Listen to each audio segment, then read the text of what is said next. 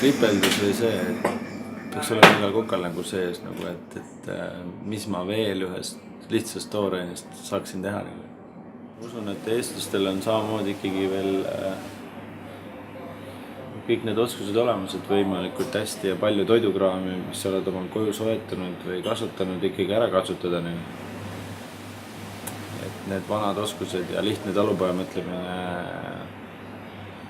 hakkab võib-olla natukene unarusse jääma, aga just selle koha peale ka natukene koputada või seda vaatenurka taas inimeste teadvusesse tuua.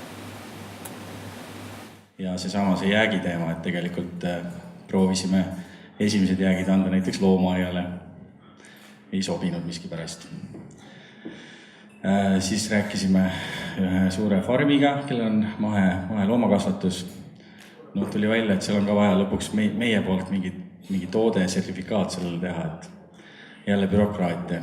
Siis nüüd andsime mõned kastid lihtsalt, et saaks alustada kombutšaga, et hea algus seegi. Ehk siis see kombutša sees on teie tehase mahlajäägid, jah?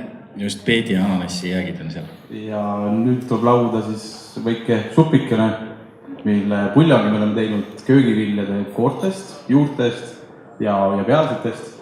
Ja nuudlid on poes katki läinud pakendite seest, mis muidu läheks prügikasti, kasutasime need seal ära. Ja kaladest oleme võtnud kohakurgud ja tursakeeled. Et head isu!